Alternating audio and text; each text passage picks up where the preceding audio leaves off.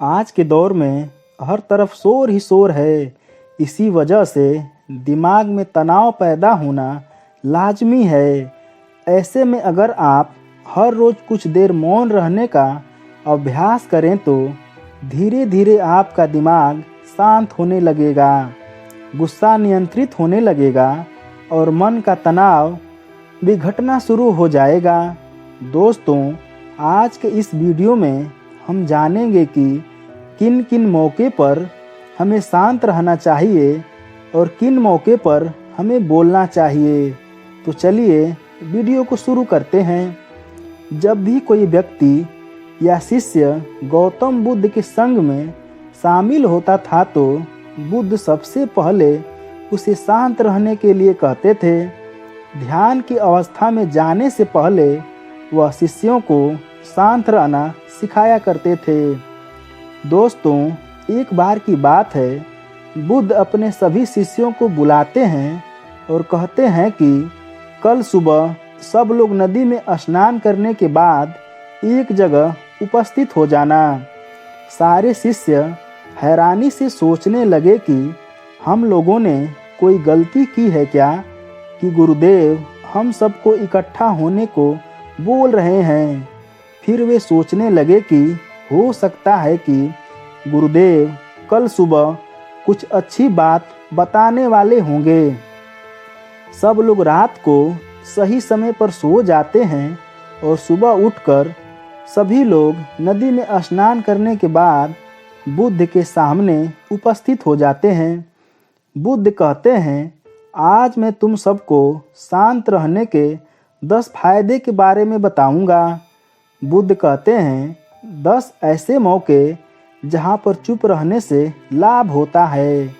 बुद्ध कहते हैं, अगर आप इन 10 जगहों पर शांत हो गए यानी मौन हो गए तो आप जो चाहेंगे वही मिल जाएगा। आपकी जिंदगी में चमत्कारिक बदलाव शुरू हो जाएंगे। ज़रूरत से ज़्यादा बोलना या चुप रहना दोनों ही अच्छी बात नहीं है। जैसे ज़रूरत से ज़्यादा बारिश होना या फिर धूप हो जाना दोनों ही परेशानी पैदा कर देती है। बुद्ध कहते हैं कि पहला जगह जहां आपको किसी चीज़ के बारे में पूरा ज्ञान न हो, अगर आप बिना तथ्य के कहीं बोलते हैं या फिर बेवजह बोलते हैं तो आपका वहां मजाक भी बन सकता है। अगर आपके पास पर्याप्त जानकारी नहीं है, ऐसी जगह पर बोलने से आपका मजाक तो बनेगा, साथ ही लोगों का भरोसा भी आपसे उठने लगेगा। इसलिए ऐसी जगह पर शांत रहो जहां तुम्हें पता न हो कि क्या बोलना है क्या नहीं।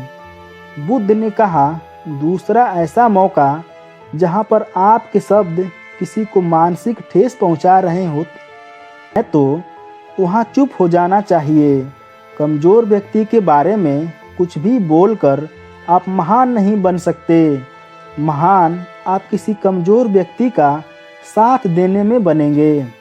कई बार होता है, कुछ लोग अपने से छोटे व्यक्ति को भला बुरा कहते रहते हैं।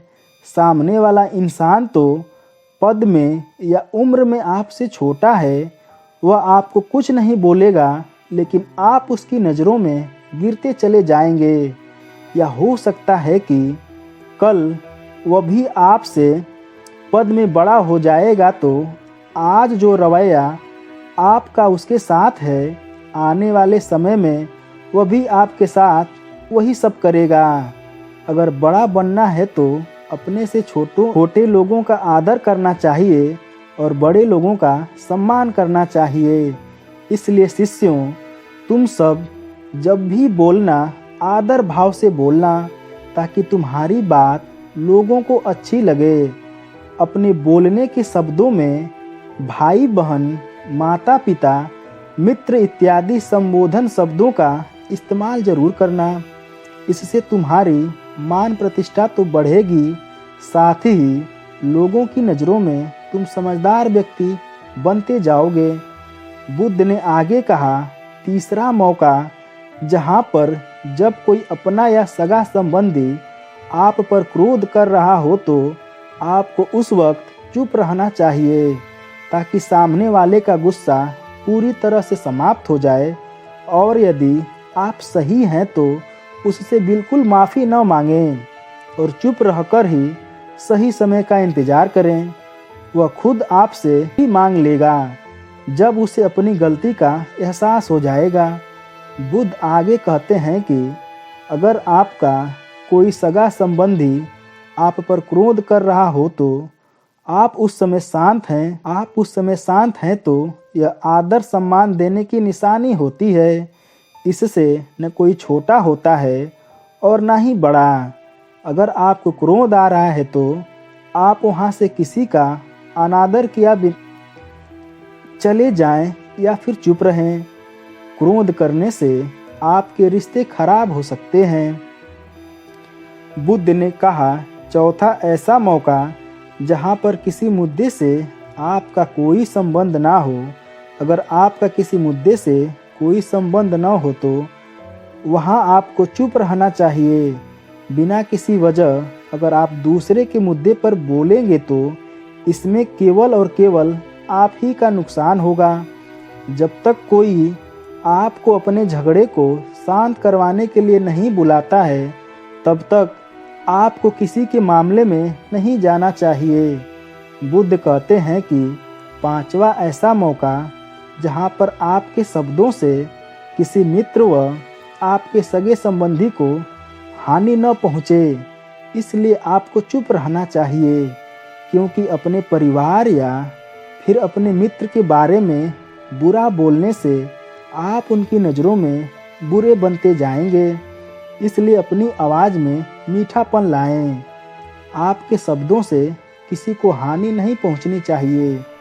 बुद्ध कहते हैं, छठा मौका जहां पर व्यक्ति को चुप रहना चाहिए, जब कोई व्यक्ति किसी तीसरे व्यक्ति की बुराई आपके सामने कर रहा हो, तब वहां चुप रहकर बस सुनना चाहिए। अपनी राय व्यक्त नहीं करनी चाहिए, क्योंकि जो आज आपके सामने किसी तीसरे की बुराई कर रहा है वह कल किसी और के सामने आपकी बुराई भी कर सकता है। ऐसे लोगों से दूरी बनाकर रहना चाहिए, इसी में बुद्धिमानी है। बुद्ध आगे कहते हैं कि सातवां ऐसा मौका जहां यदि आपको लग रहा है कि कोई व्यक्ति आपकी भावनाओं, दुख या परेशानी को नहीं समझ रहा है या समझने का प्रयास ही नहीं कर रहा है तो ऐसे व्यक्ति के सामने आप चुप ही रहें, क्योंकि ऐसे लोगों को आपकी भावना या दुख से कोई मतलब नहीं होता है। ऐसे लोगों को अपना राज बताकर आप बाद में पछताएंगे। इसलिए हर किसी को अपने मन की बात नहीं बतानी चाहिए। जब आपको लगने लगे कि सामने वाला आपकी भावनाओं को ठीक तरीके से समझ रहा है, आप जो कह रहे हैं वह ठीक से सुन रहा है, तभी आप उसे अपनी बात कहें। बुद्ध कहते हैं कि आठवां मौका जहाँ पर यदि कोई इंसान अपने दुख या परेशानी को आपको बता रहा है तो इसका मतलब यह है कि वह आपको अपना समझ रहा है। ऐसे में तुरंत ही उसे समाधान बताने के बजाय चुप रहकर उसके दुख या समस्या को सुनें। उसके दुख या समस्या को किसी और को न बताएं। वह अपना दुख या समस्या आपको इसलिए नहीं बता रहा है कि उसकी समस्याओं का आप समाधान कर देंगे, बल्कि वह इसलिए बता रहा है कि आप उसकी बातों को अच्छे से समझ पा रहे होंगे। बुद्ध आगे कहते हैं कि नौवां ऐसी जगह जहाँ पर दुष्ट प्रवृत्ति के लोग हों और गाली गलौज कर रहे हों तो आप वहाँ पर मत जाइए। ऐसी जगह से आप चुपचाप निकल जाएं, अर्थात अपनी प्रतिक्रिया दिए बिना वहाँ से चले जाएं, क्योंकि जिसकी जुबान खराब होती है, जो दुष्ट प्रवृत्ति के लोग होते हैं, उनको आप ऐसे समय में नहीं समझा सकते। जब उनका दिमाग पूरी तरह से शांत हो जाएगा तभी वो आपकी बात सुनेंगे। बुद्ध कहते हैं कि 10वां ऐसा मौका जहां अपनी सफलता का राज हर किसी को न बताएं। कई बार होता है कि कुछ लोग सफलता को बहुत ही जल्दी अर्जित कर लेते हैं।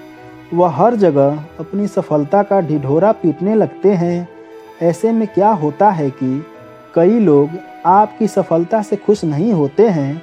अगर आप अपनी सफलता का ज़बरदस्ती लोगों में ढिढोरा पिटवा रहे हैं तो लोगों की नकारात्मक ऊर्जा आपको प्रभावित कर सकती है, क्योंकि जब आप सफल होंगे तो सबको पता चल जाएगा कि आप सफल हो गए हैं।